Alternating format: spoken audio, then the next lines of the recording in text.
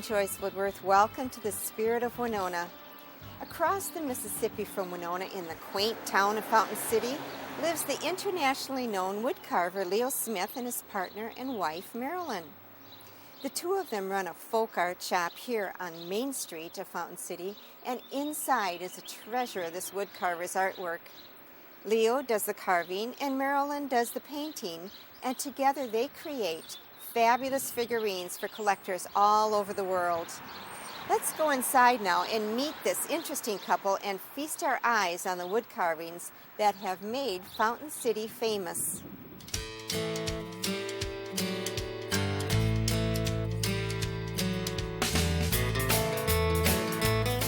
For over 35 years, Marilyn and Leo have been creating art together.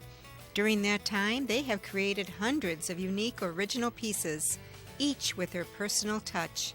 Inside their folk art shop, they sell their reproductions.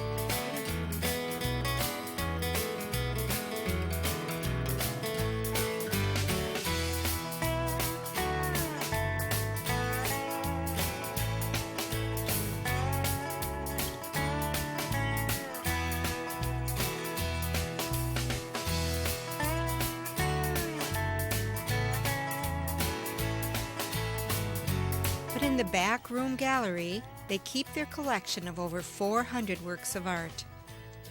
This museum quality collection will soon be transferred to Winona, Minnesota's Maritime Museum, which is presently being planned for Winona's levee on the Mississippi River.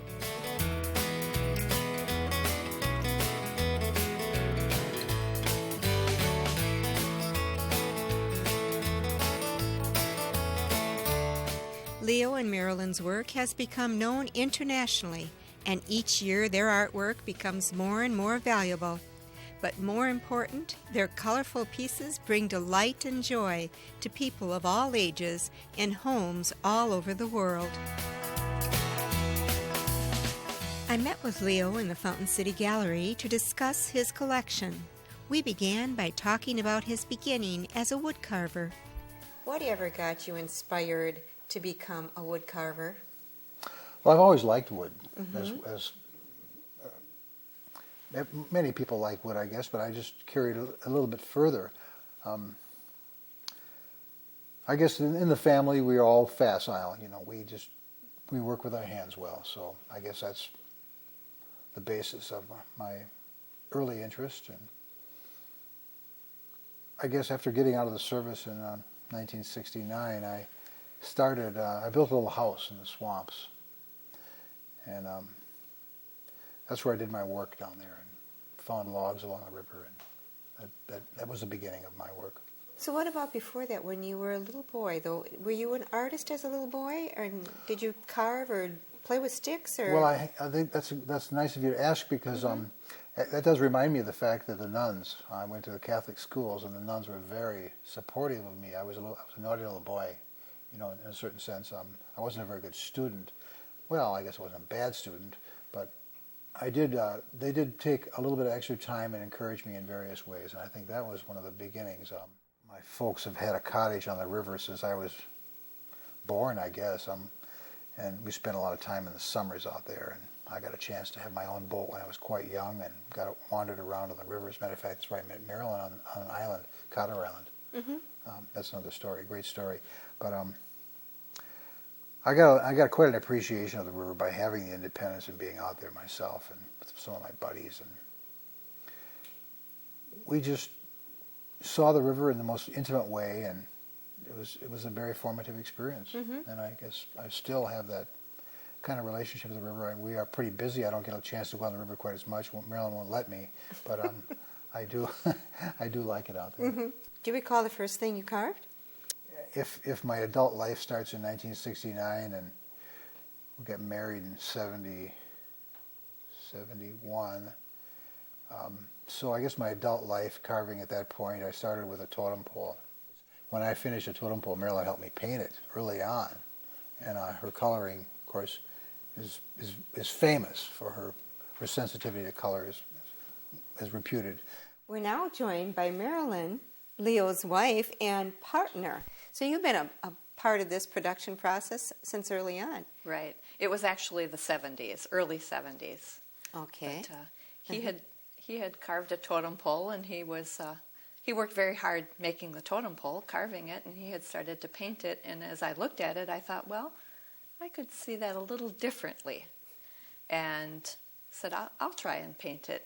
And it was fun for me. Mm-hmm. And he gave me the opportunity to take the paints and the paintbrush and paint on his work. Mm-hmm. And actually, that's about how it started. Oh, and of course, did you respect her painting right off from the beginning? Oh, well, her painting's wonderful. Better than mine by far. So the only unfortunate thing is she had a job for life. Yeah, this is called Johnny Birchman Rides the River Horse. Johnny Birchman or Janie Birchman, depending on how you look at it, male or female. The river horse is a metaphor for the magic of the river. I carved this. It's got to be early 90s approximately, maybe even a little earlier than that. But when I finished this piece, I decided I was going to paint the river horse with the colors of a crayfish. If you pick a crayfish out of the water, you'll see that it's kind of a blue-gray with some very subtle orange and some spots. And this is inspired by the crayfish, the painting. Now, the river grass is for a tail. Johnny Birchman or Janie Birchman is kind of a spirit of the water, a hunter-gatherer. And he's birch, as you see, birch bark. So the interesting thing about these two particular pieces is when I finished this is the first one ever made.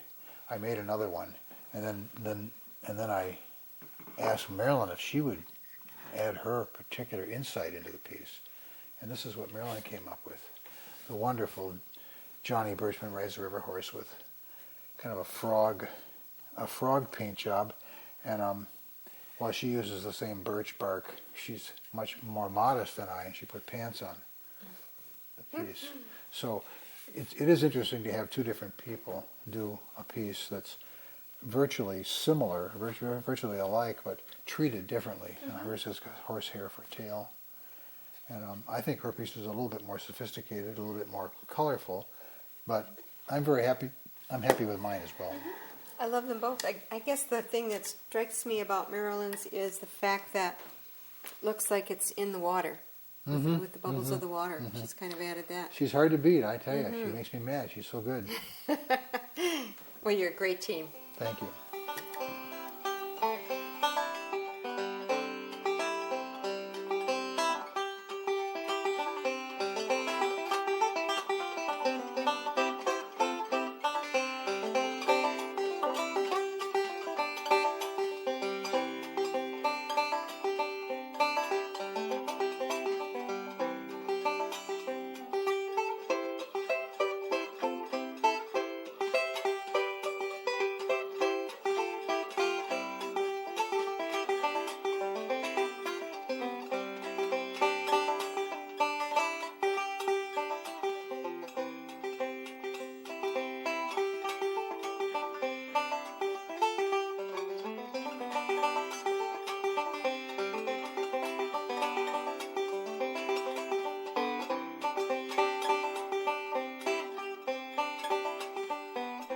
Marilyn, as I look around the room and I see all your beautiful wood carvings and all the wonderful paintings on it, I am just in awe because the colors that you have captured are just so bright and vivid, and they truly speak to the piece that your husband has carved.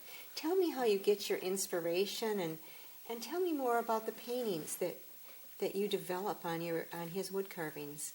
I look at the unpainted wooden piece, and I think about it, and I try and visualize how I think it would look good. And generally, a lot of it is just, for me, innate. I have a certain sense of color, and I like to paint things the way I think that they would look appealing to me and would be appealing to others. Although, a lot of times I will reference color combinations, maybe from an old painting or from a piece of fabric or even something in nature, right? I see colors that are combined that I think would look good on the piece that I'm going to paint. And you do study kind of the latest color techniques, the latest color Oftentimes styles. I do, Kind of keep abreast of that. particularly if it's going to be a reproduction piece. It's amazing to me. I mean, you have such a distinct style in what you create, and then of course you have such a distinct style adding onto what he created. How did this ever develop? Did it just kind of spark and happen? It's a love story. Is it? It's really a love story. It's a family story. We've really had to make things work, and over the years, we've amazingly been able to work together in separate buildings, of course. But we've also, raised 4 children together, and we're still good friends, very good friends. And I think that's really the secret of it. It's a love affair. You really obviously have such a true connection. I mean, not only with the two of you, but with the artwork that you produce. What kind of pieces did you make? I guess I'm looking at between the 1970 and 1985. What happened in those years? Well, I did have some wonderful commissions. One of the commissions, which is quite memorable and still pretty cogent, is the Payne Art Center in Oshkosh. I did an interior of a medieval gallery, and that required about 3.5 years of work. At least, if not more. And all in white oak. It was really quite lovely. That was a challenge and kept us going pretty well, and for all those years. And another piece that was pretty great was the flood wall at Winona. Peter Shortridge and I worked with the Corps of Engineers to design a flood wall that would be cast continuously for 400 feet along the levee in Winona. And I had the privilege of designing and making the original 24-foot monolith, which today is up at St. Mary's College, and the original, and the flood wall exists along the river at the levee. A piece on the wall up here, which is, I think, going to always have a lot of significance in the collection, is the piece I call Aorta up there on the wall, which is a river imaged piece that kind of sums up my intimate relationship with the river. And I think of the Mississippi as being the main blood vessel of the continent, and that's why I use the word aorta, which kind of irrigates the whole physical continent. So that's a very wonderful piece, and again, earlier than the folk art pieces we did, which gave us notoriety, I'd made that piece just on my own for my own interest. The shallow relief panels were my earlier style. I didn't do in the round pieces till later. As a matter of fact, I think the folk art pieces in the I guess I did totem poles in the round, but some of my early style was shallow relief, and we have Fountain City here from Mississippi. And This particular shallow relief, depicting a fisherman on the banks of the Mississippi River, carved in the 70s, hung over the bar in the Monarch Tavern until a fire in the building occurred and somewhat darkened the skin of the fisherman as he pulls his fish from the waters of the Mississippi. Leo and Marilyn presented their river-themed artwork recently at the Art Gallery on St. Mary's campus. The title of the show was named after Leo's piece entitled All in the Same Boat.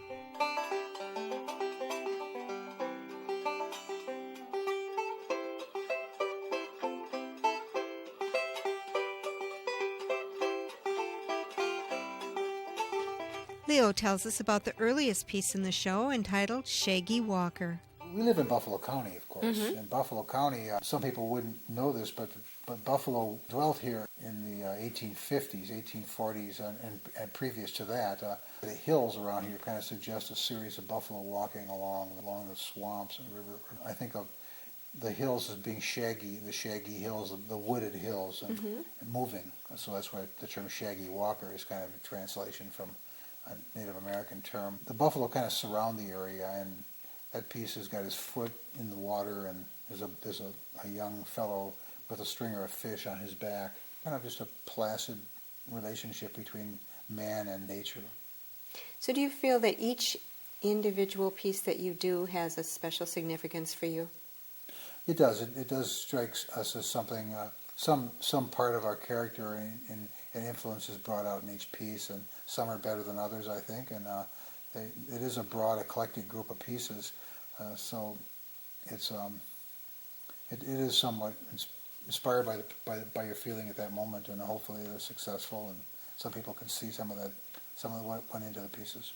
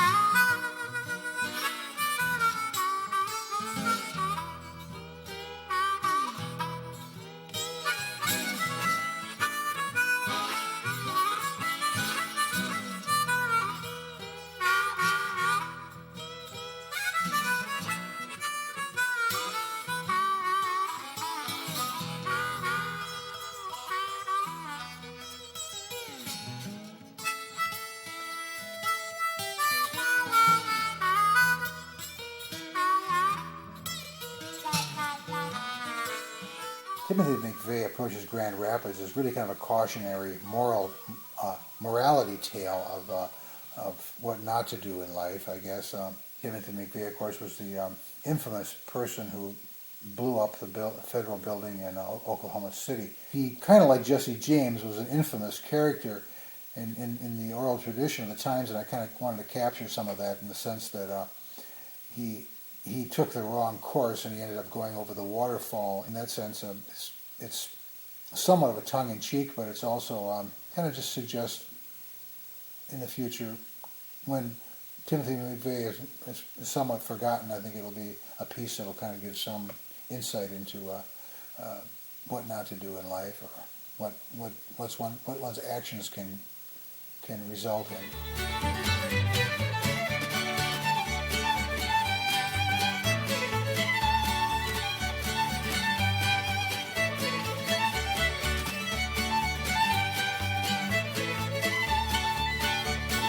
Fountain City Girl is a mask. It's a mask. It's a boat mask based upon the idea of your relationship to the river is somewhat reflected in the way you treat the river. And the humans are quite wrapped up in the machinery and that there's a kind of an anonymous quality of the helmets on obviously a racing boat. I'm not a fan of the speedboats, noisy speedboats, but I thought it captured something about the river and something about the energy of modern America. Mm-hmm. So that's what Fountain City Girl is. Somewhat of a self-portrait, although I'm not a girl. So.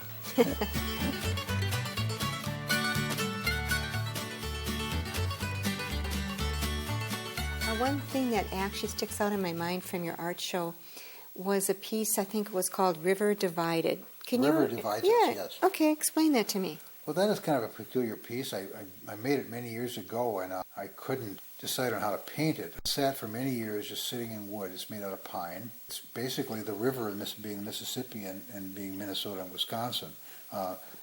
The river literally divides the east from the west on this particular unique piece of geography we call the Mississippi River Valley. In a lighthearted way, you could say that it's the Vikings and the Packers, kind of divide us. And I don't know which one you'd say would be the Packers, whether the Harlequin one is the Packer and the other one is the Vikings, but that kind of divides us and I always say that we were born out west in Winona and we moved back east to Fountain City because the Mississippi literally does divide the country in two, and that's kind of a celebration of that particular aspect of the Midwest. We have an east and a west coast. Now, do most of your pieces have such in-depth thought to them? There is a certain intimacy to all of our work. I think you could say that there's a story about our work, and it does relate to our life particularly. And I think you could say that would be a limitation in some senses, but really it's a celebration of place. Tell me what you thought of the show. Were you happy with the way it all displayed? Marilyn and I were pretty darn impressed by how the work showed up out at St. Mary's. We're used to having our work in a really tight environment, as you see around you, that everything is pretty much packed in here kind of as almost as a storage, somewhat more or less, as opposed to a display. And when we had the privilege of having a 40 by 60 foot brand new space that's with pedestals, it was just very revealing to us that the idea that the work had a certain currency if you could get a little distance between the pieces and put it into a really lovely gallery. And that was quite an exciting experience to see the work, the same work that we looked at every day in that new environment. It was kind of a nice preview for the possibilities of how the museum is going to look. The museum Leo speaks of is the Maritime Heritage Museum, which will be a 15,000 square foot building built near Winona, Minnesota's commercial harbor. The William A. Thompson dredge, presently owned by the Corps of Engineers out of Fountain City, Wisconsin, will be decommissioned by the summer of 2006. It will be restored and pulled up on land next to the museum. This has been Joyce Woodworth. Please join me again next week for the second part of the Leo and Marilyn Smith story, in which we'll dwell more about the Maritime Museum and the folk art figurines that have given the Smiths their notoriety. Till then, enjoy the Spirit of Winona.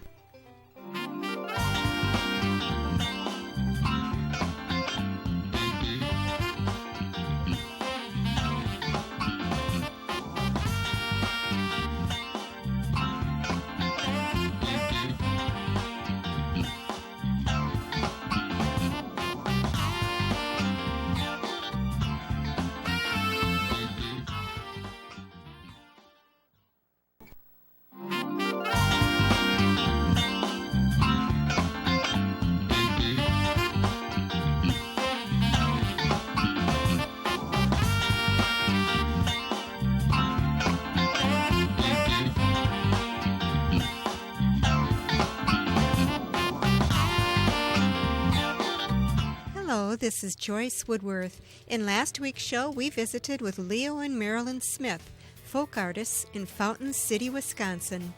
We took a look at their fabulous collection of hand-painted wood carvings, which they have been creating together since the early 1970s. 400 of their original pieces will soon be displayed in Winona's Maritime Heritage Museum. The 15,000 square foot museum will be built near Winona, Minnesota's commercial boat harbor. Near to it, out of the water and up on land, will be the William A. Thompson dredge, which will be decommissioned by the summer of 2006. Today we will hear the continuing story of the Smiths, learn about the wood carvings that started their notoriety in the 1980s, and find out a little bit more about the Maritime Heritage Museum.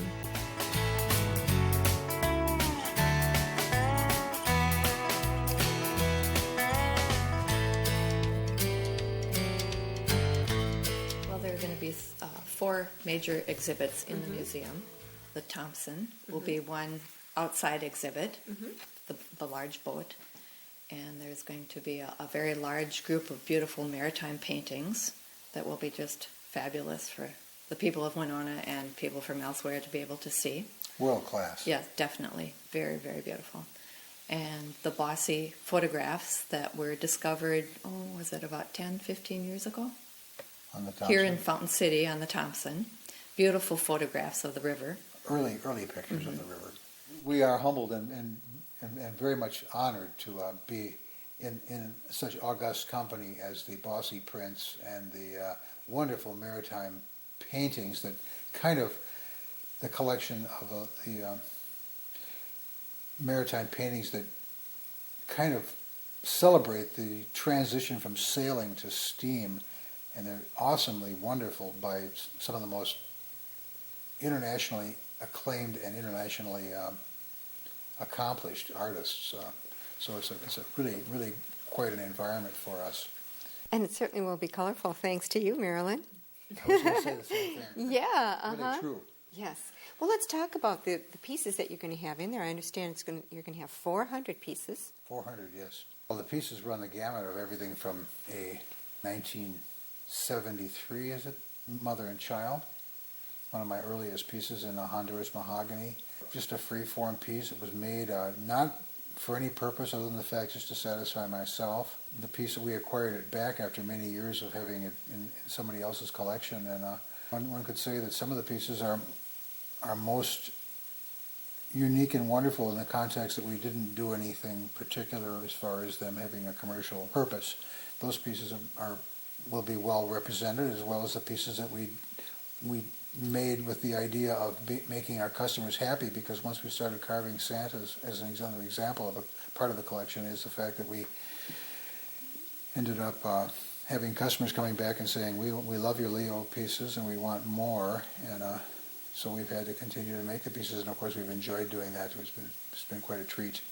And some of the shell and relief panels, for instance, the Circle of Nature, which is behind me, will become was the original inspiration for the flood wall in Winona, which is another prominent piece that's in Winona. So it's a broad range of pieces, of 400 different happily made pieces that have been hopefully kept in the collection for many generations to come, and for our children to appreciate. Leo, who are your more favorite characters that you developed in the wood? Well, some of the pieces we've done have been based upon individuals that have actually made a kind of an impression upon us. Emil Barrich, the master gardener. Emil was a retired railroad man who never married, and he, being retired, he grew wonderful gardens in the house next door to where we moved to, and he was a very strong influence on us, and very positive influence, and was very, very generous with his produce. We can see the gardener and railroad interests by the produce he's holding and the clothes he's wearing. And as we look in his eyes, we see another characteristic. Emil would have gone blind if he had lived. Leo and Marilyn finished this piece 2 weeks after Leo died, but managed to capture the essence of this man. Earlier on, a fellow named Funmaker, Harold Jones Funmaker, who walked up into our life previous to living in Fountain City, and he was a Winnebago, or Ho-Chunga, I guess they call themselves Ho-Chunga chief, and a very influential, wonderful person who's given us a lot of insight into the oral tradition of the area. And he's long. Both of these gentlemen I'm speaking of are deceased now, and but we did happen to make a reproduction or a carving of them, and Marilyn painted them wonderfully, of course. And those are great treasures to us, and those will be in the museum in Winona as well. So a couple of very important individuals.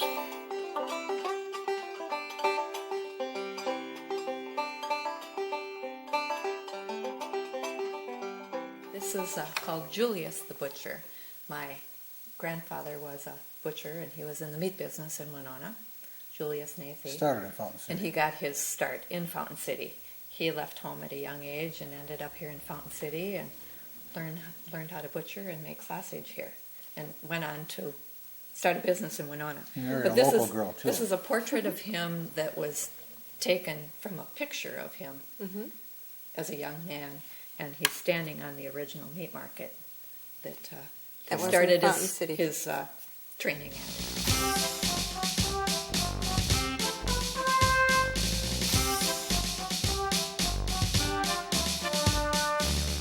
Another favorite of Leo's and mine as well is Ms. Liberty.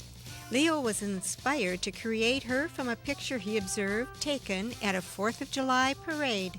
The picture was so wonderful that it said something about America. She was dressed up as kind of an Uncle Sam, and she was standing so proud and so strong that it really begged to be copied and to be interpreted in wood. And that piece became Ms. Liberty right now, and Miss Liberty is, again, probably one of our best, and mostly is good because Marilyn's wonderful painting. I did capture something of her stance and her presence, but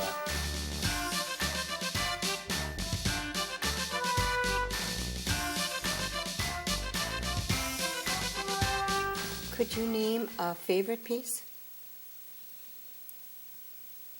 That's a difficult. I think I've always answered this question by saying that my favorite piece is the last piece I did, because that's the one that you invest all of your emotion into at that point. Obviously, many pieces were our favorites, and depending on your mood. But I like all of my work, I think. Some better than others, but the latest piece is the one that most engages my mind. Okay. What is your latest piece up to this point? It's a large walnut piece I've got in the gallery over here. It's called, I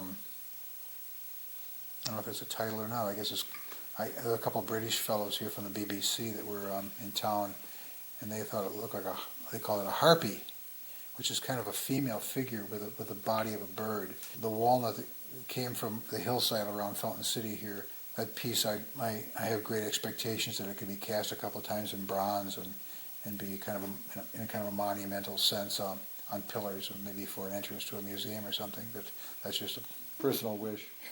What about your bronze pieces? I know you do have a few bronze pieces. Your horse head up there we saw in the show, which was very, very striking, done in bronze. The river horse, yes. Mm-hmm.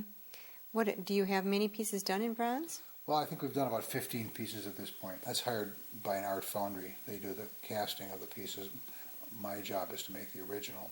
Hopefully one gets a customer before one develops the first piece, because they tend to be expensive. When I end up with a bronze piece that's intended to be a bronze, it does start with a wood carving, and the sculpture is in wood, I should say, and that has certain limitations within the wood. You can't use quite as free a form necessarily. So my work is somewhat limited by the wood, I guess you could say. But that's part of the look of the work. When a piece is finished, it's got some of that original effort in the piece. It gives it a certain kind of virtue, I would say. Well, is it quite unusual for someone to cast a piece from wood in bronze? It is. It's very unusual, and that's like I say. That's what makes my work particular, I guess. Mm-hmm. A lot of people make bronzes, and they're wonderful bronze sculptors in the world, and I'm not necessarily as good as some of the artists, I think, but my work it's got its own unique qualities. Would you ever even consider doing a piece in clay, or? Yeah, I would, I guess.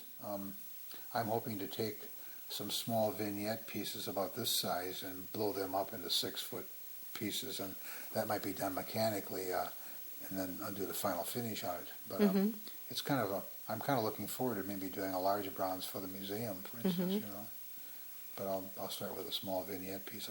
That's kind of the nicest way to work, is to make small pieces as models for the larger, and then it can be blown up later. Not in the Timothy McVeigh sense, but I mean blown up and made larger.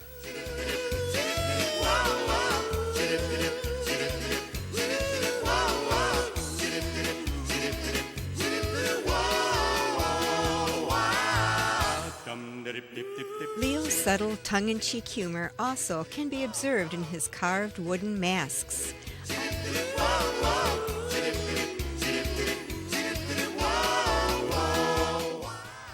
I asked Leo about the history behind these unusual masks.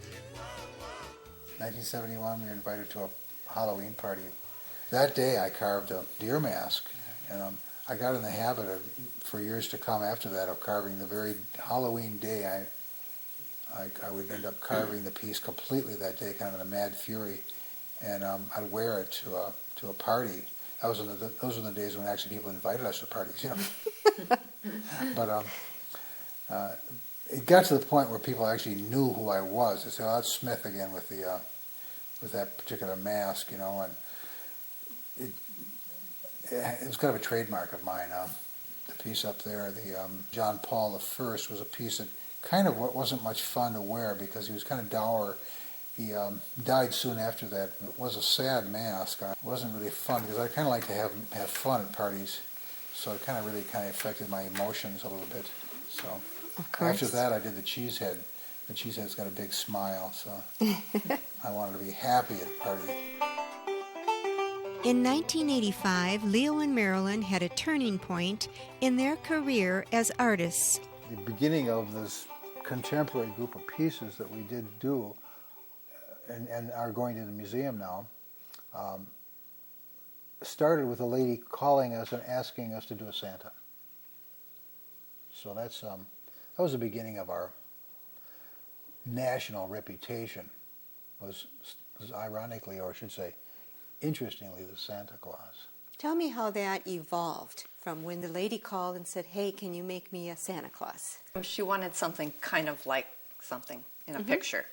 And he made it, and I said, well, I can paint that. And I painted it, and it turned out very nicely. He made another Santa, and soon after that, I think we opened up a little shop across the street. And other people liked the Santas. We continued making them, and they were selling. And then we had a friend who was selling on the road, and part of his territory was Texas. So he took some pieces along with him and took them into gift shops that he thought looked like a place that would match what we were doing. And we got quite a following in Texas. Those were all wood carvings. I imagine now if anybody would find those original Santa hand-carved wood pieces, they would be worth quite a bit of money right now. Retire on one of them. Is that right? Oh, wow. Maybe not. Almost retire, though. Almost retire. Depends on how you want Fantastic. What kind of level. They became much more rare, though, after we did reproductions of the Santas, because we used to do quite a few wooden original pieces. We'd make the same Santa several times, the same, very similar. And when we started doing reproductions, then we just made one Santa. Okay. And then sold the reproductions of that original Santa. Well, tell me how the reproductions got going, and what year was that when you added that part to your business? I think we skip ahead to about 1990 then, don't we? Right. But that's an interesting story, Marilyn, if you can tell. Well, we had our little shop in Fountain City, and we were selling all of our wooden original pieces. We were selling Santa Clauses and folk images, cows and sheep, pigs. Yes. We did the chimney sweep and clowns and a lot of traditional-looking folk figures. They took a lot of our time because we were making each one individually. So in order to have other little items for sale, I was going to Watkins, their outlet store in Winona, and buying ornaments so that we'd have something else to sell when customers came in. And the man at Watkins happened to mention he had purchased them from the outlet at Midwest up in Cannon Falls. So it didn't take me long. I headed up to the outlet in Cannon Falls, figuring I could get a better deal. And Leo said, well, let's put in this Santa, the Cossack Santa, and show it to them up there.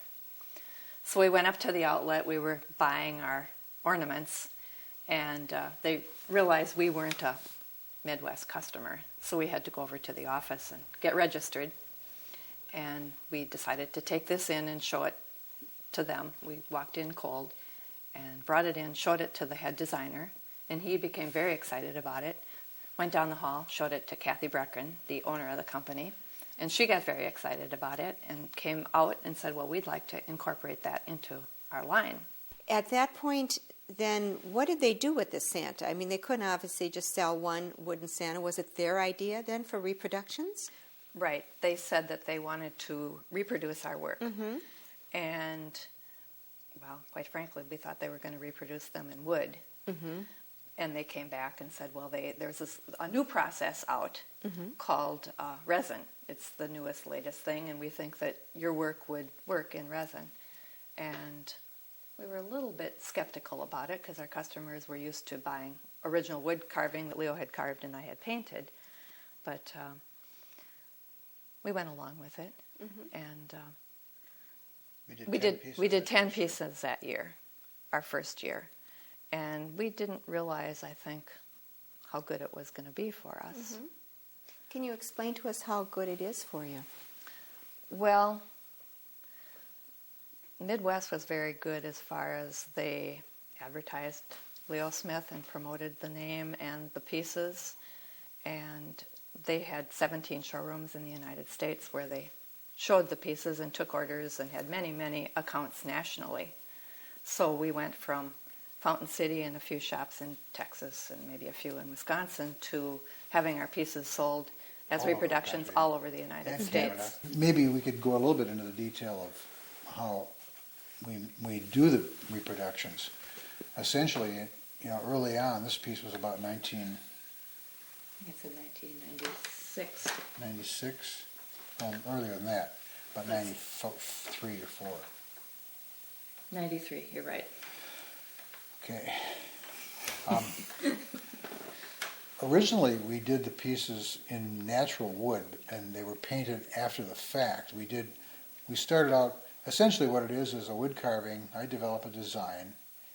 In this case, it's the skiing Santa. Somewhat of a self-portrait. The ski nose. This is you? Well, Sort of? It is in the sense of skiing. Yeah, I can see it. The nose just a little does. bit, yeah, yeah. So the piece is carved in wood, and then it was cast. But the process is to do kind of a silicone mold off of this piece, and then invest it with the resin to make a positive of this piece in resin. And then Marilyn would end up doing the fine painting on the piece. So this is her original painting right here.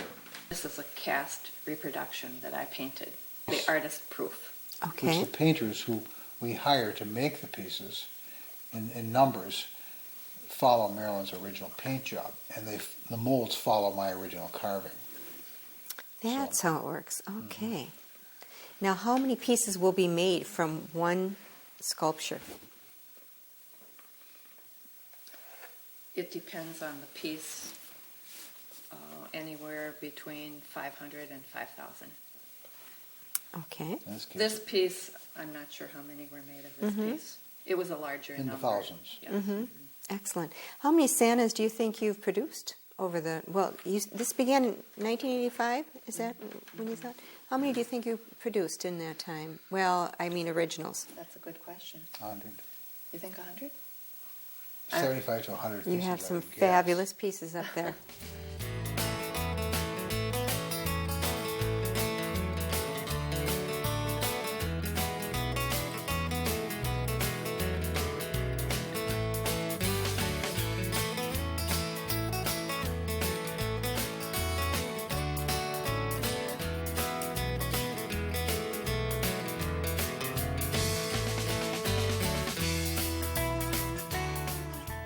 I've asked Marilyn to give us an example now of original Santa compared to one of the resin Santas that you've probably created. Can you tell us about that? Oh, I'd love to. Okay. This is one of our latest Santas. It's called the Winter Claus, and we think it's a very beautiful piece. It's our own creation completely, and we've done our own reproductions of this piece completely with our own company, Leo Smith Folk Art. There's a banner on the base. We often like to incorporate words with our pieces. It seems to make the piece more interesting and more easily understood and interpreted by people that look at them. Oh, It's a bright and happy piece. The Santa is walking his way through a big snowstorm. And these pieces are the reproductions of this original. And what we do is everything that we sell, we want to make sure that it is as perfect as possible. So we take each piece out of its box. Leo signs the piece personally. And we inspect the piece and make sure if there are any little flaws in it that we would touch up the paint on it, because we want to make sure that the customers are completely satisfied with the piece. And this particular Santa was chosen to be on the Santa Claus collection book by Better Homes and Gardens last year, which we were very pleased with. There are thousands of Santas out there, and they chose our Santa and then did a 10-page article about Leo and myself. This is a 2004 piece, and it's still available. We did a limited edition of it, and the edition is nearly finished. Can you give me some idea of the cost? Now this would be an original. Well, this one would not even be for sale, would it? No, that one would never be for sale, Okay. although it is part of the collection that is going to the Maritime Heritage Museum. Okay. And this piece is $109. The reproduction is absolutely amazing. They're all hand-painted, very sensitively and beautifully done, very, very true to the original. Which one would be your favorite, Marilyn? Well, one of my favorites is the Victorian Santa. He is beautiful. Very pretty. Now tell me about the inspiration for the coloring of that Santa. Okay. Well, I think we call him the Victorian Santa because of the ornate design on his clothing. The clothing design actually was inspired from an 18th century Spanish Madonna. Madonna. but it looked Victorian, so we called it Victorian. And then the carved base was somewhat inspired by part of an yeah. antique. It's gorgeous. And then that piece we showed to Midwest at a certain point, and they asked us to do a piece like it, only smaller. So maybe you should bring that up now. Didn't you do this when you were doing in-store appearances? Ah, that's right. I did that for kind of a showpiece for in-store appearances around the country. And He would do signings in shops that sold the Leo Smith Santas or the Leo Smith folk art, and they always liked him to be carving there to demonstrate. And then oftentimes a customer would come in and they'd want the wooden original, so he would take orders and he'd do a wooden original. And this one, people liked it, so Midwest wanted to do a reproduction of it, but they thought it was too big, so he had to make a smaller version of it. Lovely. And this is the one that actually was reproduced then.